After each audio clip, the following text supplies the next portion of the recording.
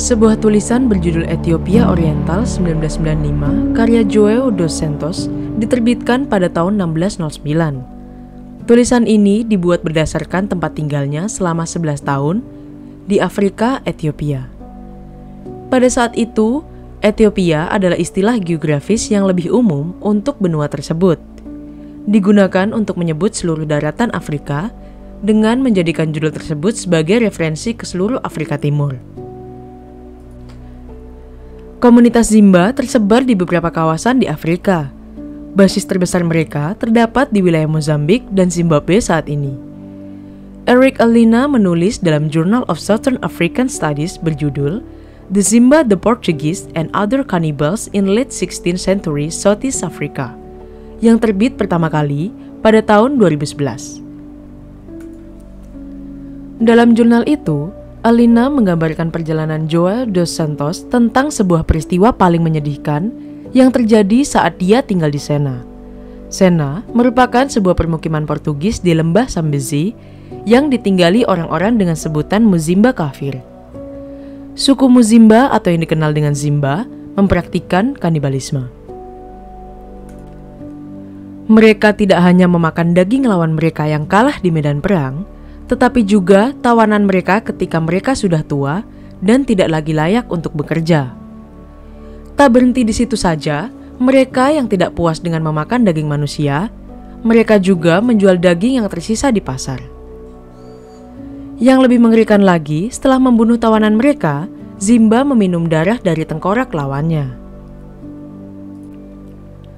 Ketika orang-orang Zimba sendiri terluka dalam pertempuran atau jatuh sakit, kawanan Zimba yang lainnya akan membunuh dan memakan mereka. Konon, mereka melakukan itu agar mereka tidak perlu menanggung tugas untuk menyembuhkan yang sakit.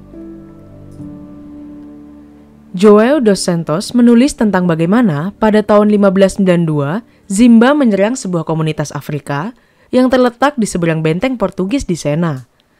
Selain berperang dengan pemukim di sekitar benteng Portugis dan merebut tanah mereka, Zimba membunuh dan memakan banyak orang. Pemimpin orang-orang Afrika yang diserang, yang merupakan tetangga baik dan teman baik Portugis, mendekati sang kapten benteng Sena dan memohon bantuan untuk mengusir musuh yang menguasainya, yaitu orang-orang Zimba.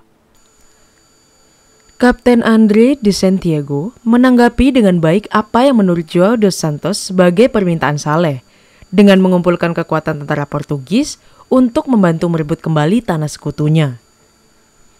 Namun, setelah mencapai perkemahan tentara Zimba, mereka menemukan kamp Zimba telah dibarikade dengan aman. Kekuatan benteng memaksa Santiago untuk menilai kembali strateginya, terlepas dari 2 buah meriam yang dia bawa dari benteng. Orang-orang Portugis mendirikan kemah.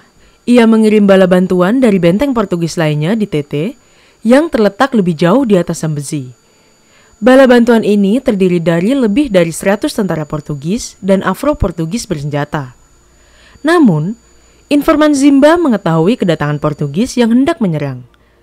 Lantas tentara Zimba meninggalkan bentengnya di bawah perlindungan malam untuk menyergap bala bantuan dalam perjalanan mereka bergerilya. Orang Zimba lantas menyerang mereka secara tiba-tiba dengan kekerasan sedemikian rupa, sehingga dalam waktu singkat mereka semua terbunuh.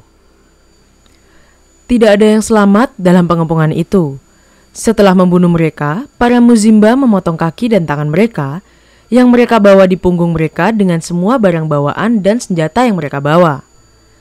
Setelah itu mereka kembali ke benteng mereka. Ketika para pemimpin dan pasukan Afrika mencapai semak-semak dalam upaya menyusul penyerangan, mereka menemukan semua orang Portugis dan kapten mereka tewas secara tragis. Mereka kembali dari tempat itu dan mundur ke Tete. Mereka kemudian menceritakan peristiwa menyedihkan yang telah terjadi. João dos Santos tak terima dengan kekalahan dan bersiap membangun kekuatan militer yang lebih besar lagi. Alhasil, pertempuran antara Zimba dan Portugis terjadi berlarut-larut. Bagaimanapun orang-orang Eropa dengan kemampuan militer dan kesiapan persenjataan tetap mendominasi. Zimba yang sadis itu akhirnya dapat ditaklukkan dan hanya menyisakan 100 orang yang melarikan diri.